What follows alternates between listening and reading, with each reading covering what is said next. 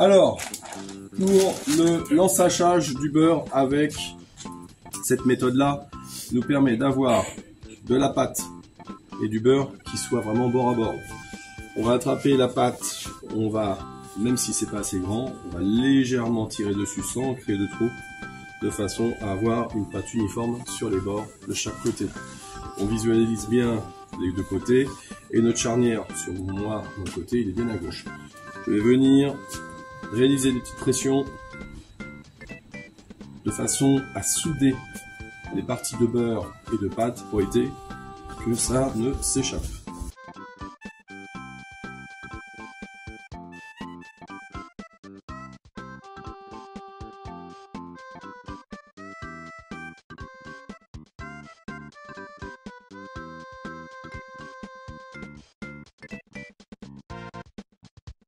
Je vais réaliser un tour double. Un tour double, c'est la longueur de mon rouleau plus une main et demie. Vous savez, avec des petites mimines, ça fera deux mains. Je remets devant moi la main, la pâte, légèrement pliée, pour avoir une bonne pression au niveau du beurre et la pâte est régulière. Ça marche, j'ai quelque chose de régulier, j'ai mes longueurs, une main et demie, et au niveau de mon rouleau, la moitié. Ce sont des rouleaux standards, donc on est toujours sur une base de 500 g de farine, avec 250 g d'eau et du beurre 350 g. Un petit peu de sel et c'est tout. Je vais retirer l'éventualité de l'excès de farine. Je vais réaliser un tour double, 10 portefeuilles qui égale un tour et demi. Je pourrais même exagérer et le mettre même comme ça. Le bout de pâte. On n'est pas obligé de faire jusqu'à la moitié. Je vais juste souder l'ensemble. Toujours retirer l'excès de farine. J'ai le produit qui est régulier. Je vais couper la charnière ici pour retirer la force du feuilletage et pour avoir une facilité de laminage lorsque je vais le re-étaler avec le couteau. Donc là j'ai un tour double, toujours ma charnière à gauche. Le produit il est rectangulaire, il est propre et je sais que je vais le noter à un tour et demi. Là on avait donné un tour double. Je vais ressortir mon bâton de feuilletage en ayant vraiment la découpe de tout à l'heure sur ma gauche toujours. J'ai ma pliure à droite. Je vais venir positionner mes doigts en dessous du rouleau pour être certain de ne pas écraser. Si j'appuie directement, je ne sais pas.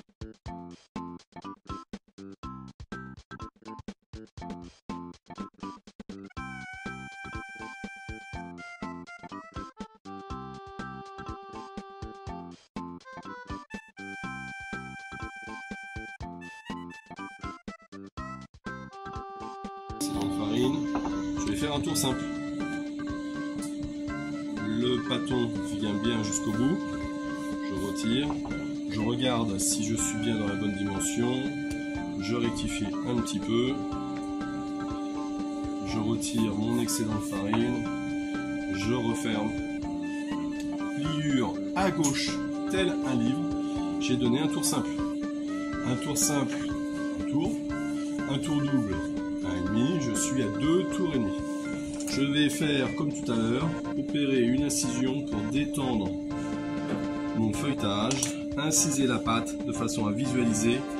Ça va permettre de détendre la pâte, lui donner moins de corps. Avant de le refermer, tout de suite, j'égalise. J'ai un produit qui est rectangulaire ou carré en fonction de mes besoins, régulier. Je n'ai pas des épaisseurs d'un côté plus que d'autre. Donc là, je suis à 2 tours et demi. Je ne vais pas pouvoir les visualiser en faisant mes doigts, mes empreintes, ça fait 2 tours. Éventuellement, je fais un demi comme ça, ça me permet d'avoir un repère. Si j'étais à 3 tours, je ferais 2 et 1, 4 ou 5. Là, je sais que c'est 2 tours et demi. Je prends délicatement dans la feuille guitare ou film plastique, je viens fermer l'ensemble pour qu'il y ait le moins de contact d'air pour éviter que la pâte ne soit à croûter. Un dessèchement, le croûtage, c'est un dessèchement du au froid. Sans perdre trop de feuilletage. Là-dessus, feuilletage, on prend, ça fait 36, donc qui était au milieu, je la garde de côté, dessus, dessous. Je les garde.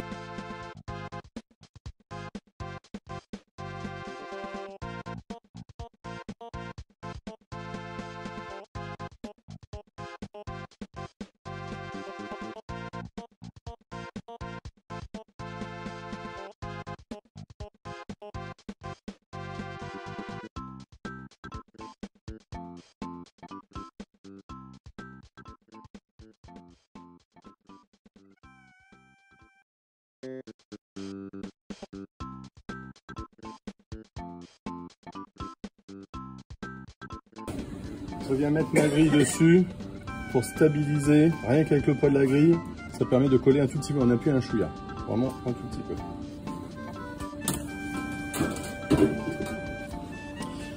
Si j'ai besoin d'égaliser un petit peu les rebords, parce que si la crème éventuellement, c'est un millefeuille qui sera un petit peu, entre guillemets, rustique. Qui est prêt, spatule, couteau-ci, couteau d'office.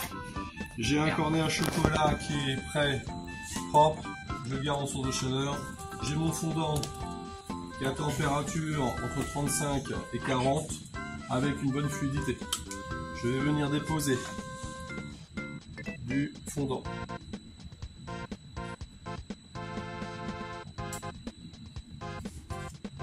Je sais ce qu'il faut. Je viens racler sans prendre le feuilletage.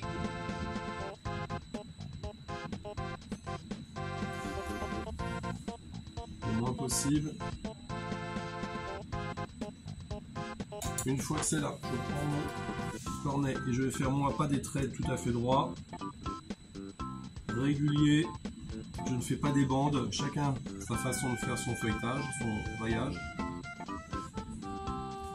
Dans un premier temps avec le dos du couteau dans un sens.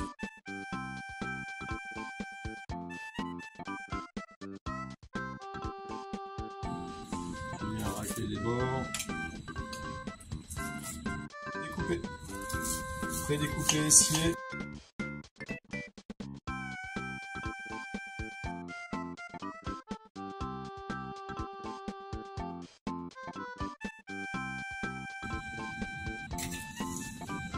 J'ai un bon produit qui se tient.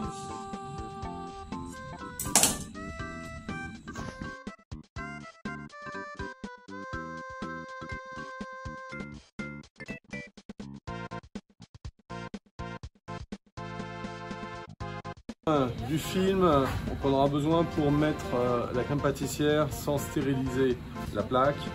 On aura besoin du mixeur, vous avez un mixeur plongeur, ce qu'on appelle une girafe pour les deux postes à chaque fois. Les œufs qui sont cassés et on les a laissés se décanter. Poudre à crème, farine, sucre. J'ai besoin d'un bassin, de la maryse thermique. Dans la recette, tout doucement juste pour chauffer. La deuxième méthode, c'est mettre la moitié du sucre dans le lait pour qu'il sature en termes de sucre, de façon à avoir le saccharose qui soit dans le casserole, qui va nous permettre de saturer le lactose au fond de la casserole pour pas qu'il brûle. Sinon, si on ne met pas de sucre, on a le fond de la casserole qui va brûler. Comme je vous montre une deuxième méthode, une nouvelle méthode, hein, après. C'est pour ça qu'on a pesé deux quantités. On a pesé deux quantités différentes de sucre. Une qui va dans la casserole et l'une qui va au niveau de la poudre. On va réhydrater